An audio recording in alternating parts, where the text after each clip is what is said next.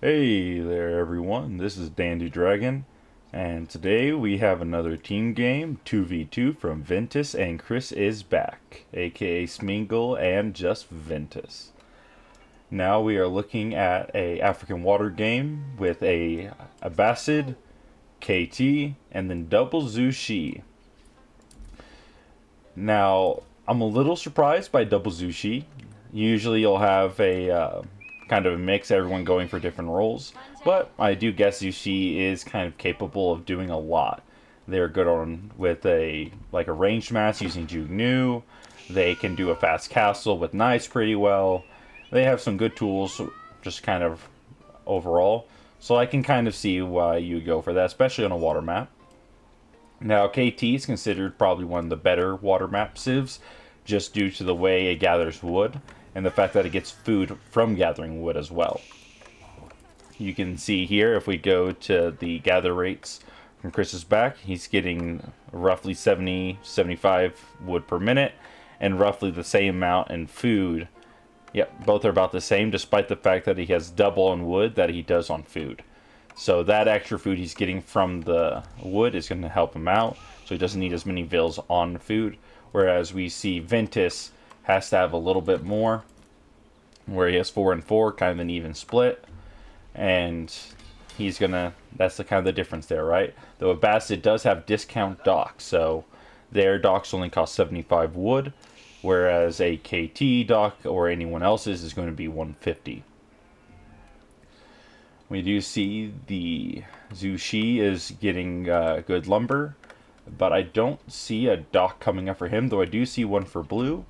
Now, for those who don't know, Zushi is able to get more resources per drop-off whenever they are supervising. So you can see 12 instead of 10. So having that supervisor, the Imperial official supervising the lumber camp, is going to give them a better wood economy, thus making it easier to get up your fishing ships. Now, what is this guy doing? He's either going to be going for a tower on the gold. The Ventus's gold is back, so maybe he's going for that. Or maybe he's going to tower this dock. Maybe he's going to get his own dock up. I don't think any of those options are a good choice, though. You can see he's basically down a vill at the start of the game, which is going to vastly, kind of have that pair. So we see here Ventus has 14 villagers. We can look at the income per minute. Yeah, Ventus is getting about 400 versus his 380. Yeah, 340, 380. Not as good. So yeah, we can see a vast difference in the income per minute from Ventus and Chris versus the two Zushi players, which is not what you want at the beginning of the game. And I'll say we even see more fishing from Chris's back and Ventus than we do. Okay, he's got 3. Okay, it looks like Chris is a little bit behind, and Ventus is doing all right. And it does look like this is going to be a back dock. That's going to be a risky bet. He's going to have to fight 2 docks that are already well established, and they're going to age up well before him, and that's going to make this dock really just not as effective. If you're going to do this, you want to just race to your age up, not worry about the wood, and then just get out the military ships, so that way you can have 2 or 3 out right away and just completely idle the fishing, right? You don't want to go for fishing, then go for military, because then your opponent will just be ahead of you. And see, stuff like this can just happen. They're going to start to get that dock burned, and that's going to be that's going to be rough. That's going to give, I would just say Ventus and Chris are going to be able to deal with this very easily. I would not put my money on the Zushi player here, the teal player. Though Ventus should go help him with this scout battle here. If they double team the scout, they would get the kill first. And yeah, see, he's going to retreat whenever there's 2 of you. You just keep the damage going. And if he decides to go in and get a hit, you both just counter hit him with 2 instead. Decent amount of sheep haul for Zushi. He's not really relying on the sheep though. He's just going to rely on his fishing. And that's going to be a good food per minute. Yeah, they're going to get that pretty fast. Now, what do we see here? Moving on to the age up. Okay, we see him going for Hospitalers and the early Barracks. I don't dislike Hospitalers as a general good unit. It's a men-at-arm that can heal. So healing and feudal is always very helpful. So I think that's overall just a good play. If you don't know what else to go for, you could always go Confreres if you want to raid. You could go for the Axe Throwers if you want to have a good melee range unit. So there's some good tools you can use either way. So I don't dislike any of those options. Though against Jugnu, you definitely don't want Axe Throwers. Jugnu have a better DPS. Confreres I wouldn't dislike though. They don't have a Knight Civ for between the two of them. Having some early feudal knights could get some good raids in. Like this gold isn't very well protected. This wood line could be harassed a little bit. Well, I guess that angle kind of covers it. It kind of pushes in towards the TC like a wall would. But not for the Zushi over here. This wood line is very raidable. This gold can be raidable. And kind of get that map control. So I think Confreres would have been my play here. But I don't dislike it. We do see the military ship coming out for Teal. And do we see... Oh, we already have one from Chris's back. But he looks like he did not A-move. He just rallied right to the dock, so he's going to get some damage on his galley before his opponent. And with the healing there on top of that, that galley's going to have the advantage. Though it looks like it's turning around to get rid of the scout, which is going to allow Chris to kind of push these fishing ships back and even just get a kill. Double demo coming in from Ventus. Going straight for the dock instead, not a bad choice. Just kind of soften it up, get it burning, so that way whenever it's just going to die on its own, you don't have to commit hard into a water military to slowly kill it. You can just burst it down, try to get rid of it, and just end it there. Ooh. And we do see the scout go down, and we do see the dock go down, though. Overall, not a great situation, but overall I think that was in Chris and Ventus's favor, just because they got the fishing ships killed for Teal. And that should really put them above. Though Blue definitely has the better economy right now. His food is doubled that of everyone else. He's got the highest gold. He's got the second highest wood income.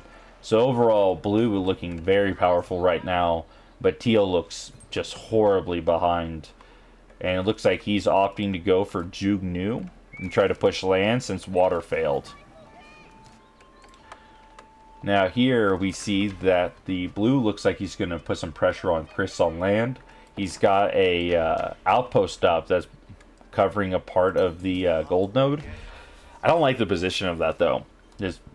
Oh, pardon me. This gold node is still very accessible from the other side. You can see the reach doesn't cover this bottom half of it. So if he just puts a new mining camp right there, he'll be good.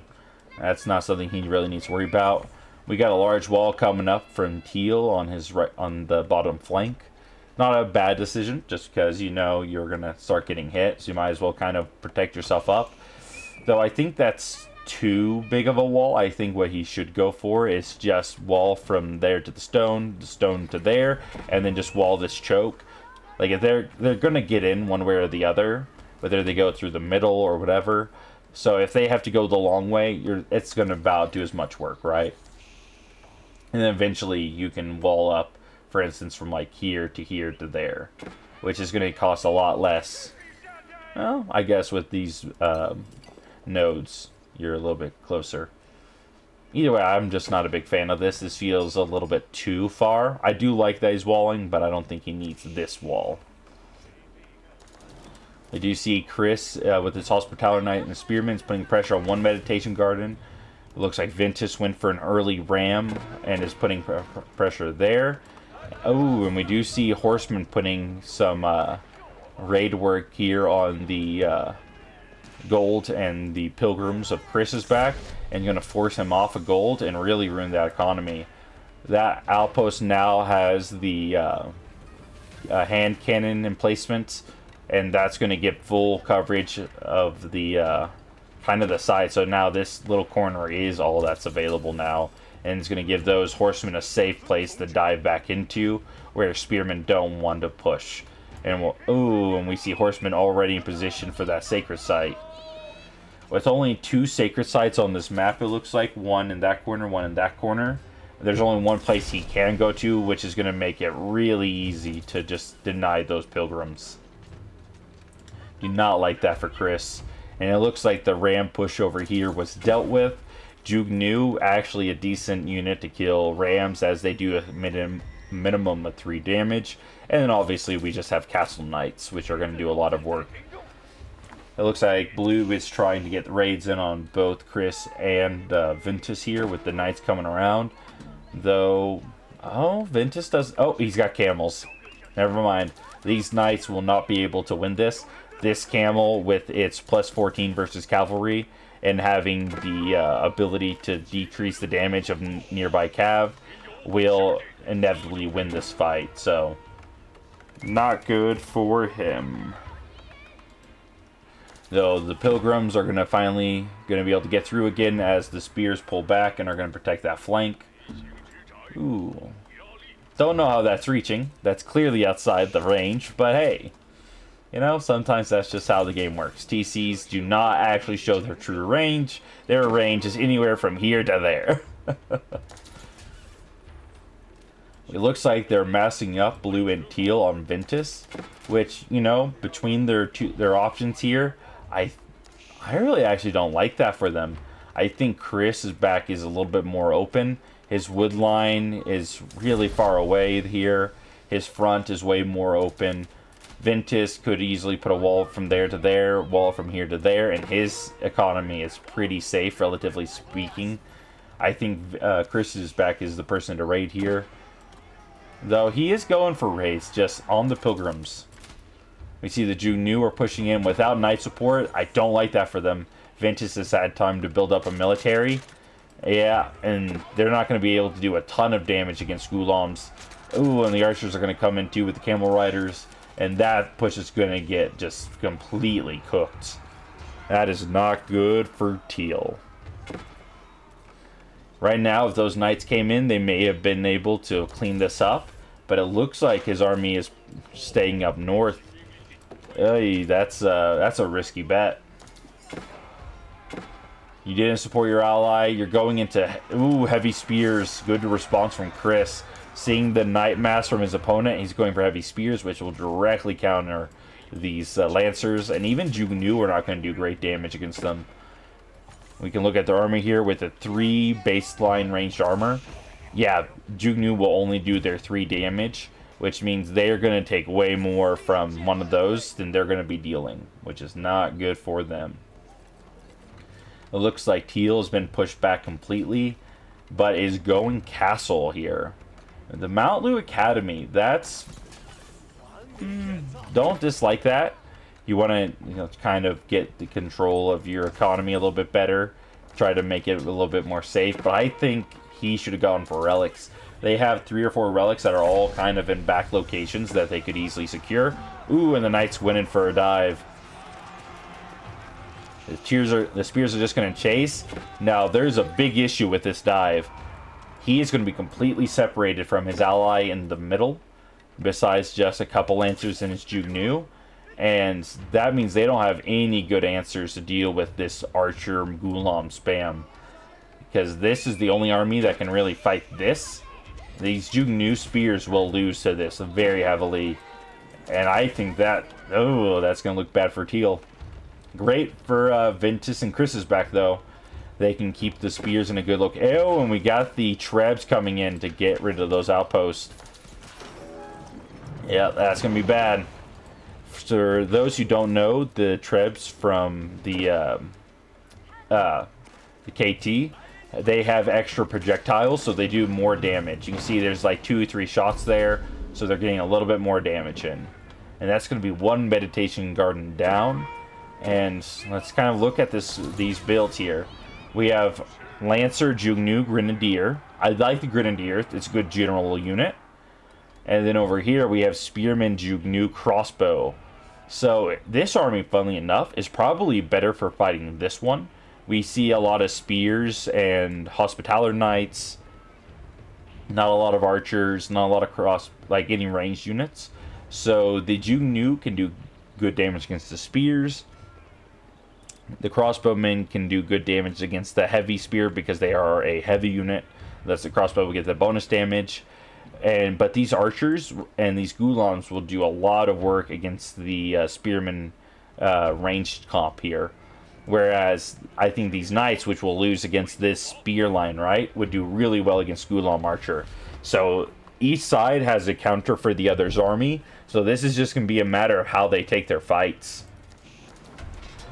Now we see them going straight in for the dive. They got to pull back here. They have a nest of B. They don't need to engage right away with the melee. Now pulling back the knights is a good bet. Ooh, but he's fighting alone here. So that's bad here. Those knights needed to come around, and those Jugnu and crossbows needed to come up top. They needed to really focus on who is fighting what, because those knights are going to just get obliterated by those heavy spears. Probably wanted to wait until you had 2 Nest of Bees too. That second Nest of Bee came out, but it's a little bit too late. There's too many spearmen in, and those knights are going to get obliterated. Nest of Bee will get a sacrifice. And we can see the archer men-at-arm line beat the spearman crossbow Jugnu line from Teal. This is not looking good for the team on the right. I think Ventus and Chris probably have this one at this point, unless we see some good, efficient plays. Way too much gold from blue. Teal, way too much gold as well. They need food. They need to get off this gold. They have golds. And they just need to put up a mill, get on these berries, and just change their economy, because they need military and they need it fast, which means they need a lot more. They need to be producing too. Yeah, we're not saying that at this point. Just go the men-at-arms, early Palace Guard. Yeah, Palace Guard would do well here. It's just archers, heavy spears. They got a few crossbows, but not a lot. Men-at-arms would do a lot of work, and we do see a Palace Guard build coming in. Not a lot though. Okay, he's getting his upgrade for them. He just doesn't have a lot of food. Once again, food is an issue. These Palace Guard are only 25 gold. He could make probably, what, like 4, 8, like, probably about, what I would say, like 20 men-at-arms. Like 20 men-at-arms would help a lot with this fight. But it's going to be a little bit too late. I think the blue's already getting pushed in. Those grenadiers can do a lot of damage, but only when they're grouped up. And a lot of those volleys were only hitting a couple units. The crossbows are going to lose to the archers, obviously, here in the south end of that fight. And now blue's getting pushed onto his eco. Imperial officials going down, villagers going down, and he's going to surrender out, which is only going to leave Teal 2v1 from a point of disadvantage. I don't think he can get that. He is getting on this boar here, which is good, but that's a little bit too late at this point, and he doesn't even build a mill. Eey. Nest of Bee came out, but that's not going to be enough. Yeah, I think, well, we can fast forward this, and it'll just be Teal's loss there. Yep, and that was the GG surrender from Teal. Chris is back, and Ventus completely annihilating their opponents. I've just felt like blue and teal were just kind of forgetting a lot of their basics, where they went for a forward dock when they didn't need to.